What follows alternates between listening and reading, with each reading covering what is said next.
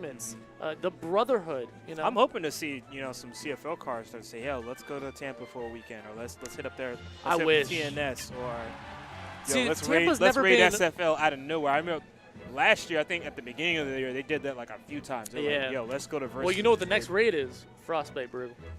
Frostbite CFL is CFL. There's a lot of CFL over there, right? Yeah, and then of course New England, they're gonna raid it, and those guys together, oh my gosh. Oh man, that would be something to madhouse. see. Unfortunately, I can't go to that, but Oh man, you can watch. I will. You'll hear it. I'll hear it. You'll hear it in the background. Yeah. Off the bat. All right, so here we go. Waldo with the hot Ike versus, of course, the man, the myth, the legend, the Dyer.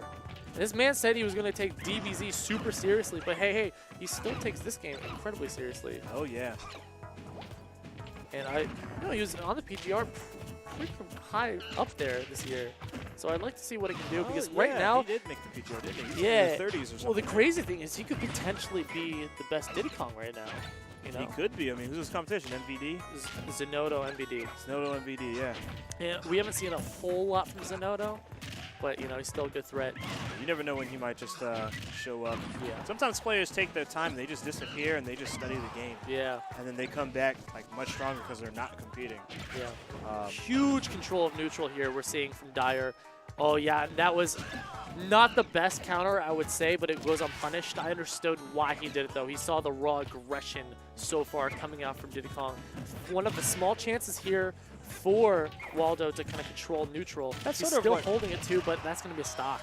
Ike's neutral is really just about, like, controlling, like, the way he controls space. And oftentimes you'll see them, like, look for the roll. Like, pretty much every neutral conversion Waldo's gotten has been from some sort of option select that has to do with covering like in rolling inside. Yes. Ooh, and baby.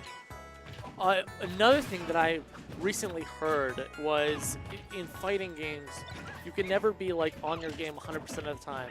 No, but when you find your spot, you have to take a deep breath and focus, hyper focus, and then carry that as far as you can go. And I think that speaks so heavily to Ike. Find that one opening in neutral, carry this as far as you can go off the stage, hopefully.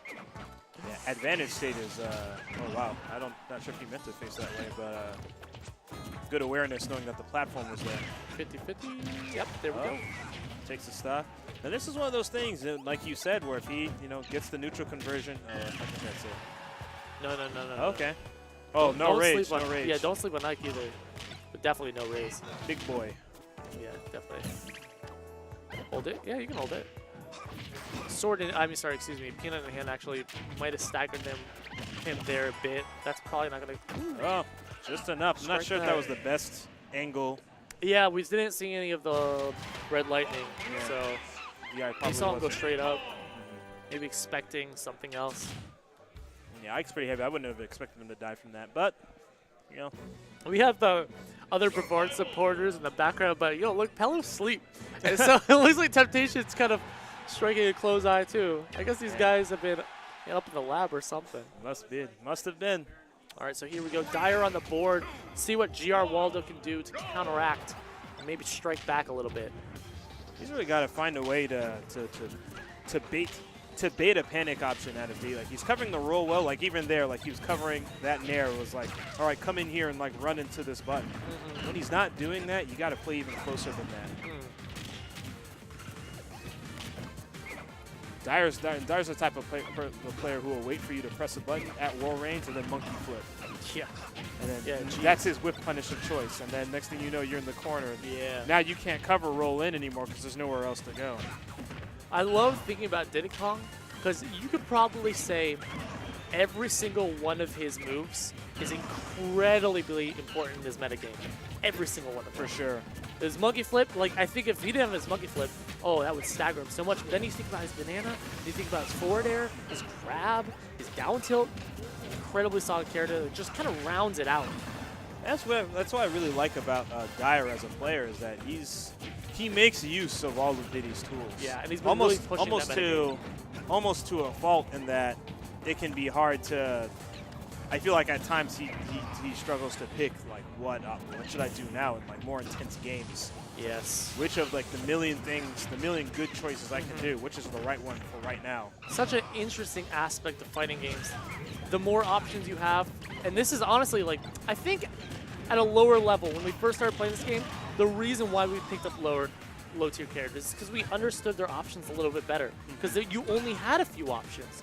But I think it's tough actually playing certain characters. Like, sure, you can do well with Bayonetta, but you still have to react. You still have to understand what's the best option in the situation. Other than that, you're not going to be at the top of the food chain. You really won't, because if you're not, if you don't have the best conversions, if you don't have the best conversion mix-ups, like what the Steak did for,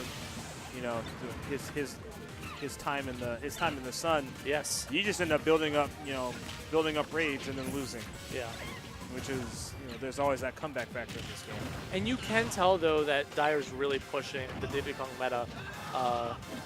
He's even in this game, you've noticed in the last game, going for a few options you don't usually see, and also a lot of movement options we see as well. Like even using the peanut butter gun cancel there into the instant roll just to establish himself right where he wanted to be around Waldo.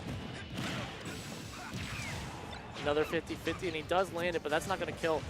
Better option there to just get hit by the 50-50 as long as you know that you're not going to die from it. Great conversion there with the landing there into the up air, and a grab here off of Banana, but great match. Diddy's holding Banana, you can't land with the button. He was looking for a roll in there.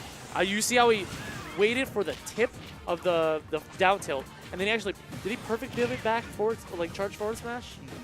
Great presence of mind. It was such a good bait, but like a bait for a high level play. Yeah, absolutely. Okay, no luck on that up air. Ooh, scary Waldo stuff. staying alive. Forward air, is he going to go out for an edge guard? It does. Goes for it. Oh, scary Lilac. Up tilt here. And yeah, there we go. Solid performance by Dyer there. Of course. Of course. Good effort from Waldo. It's a very difficult matchup to play for Ike. Yes, making so it this slow. far though, yeah, it's always a benefit. Doing well here and on that the was scene. winners. Yeah. Correct. And speaking of winners, we got the fun match coming up right here. here. Oh, yeah. Mr. E is on the scene. Mr. E with, versus Mr. Ike. Mr. Ike, Mr. Rio. Rio himself. This is Mr. Huggable. That's what I got to say. Big old teddy bear. Yeah, bro. It was funny. We were walking up, and we walk up. It was Brevard and Gainesville. We faced each other, and like Rogue is like, "Oh hey Waldo," and all of a sudden like Rio comes out of nowhere, and bear hugs Waldo. The Ike brothers. And they're definitely up there with Sand, probably the three best. Yeah.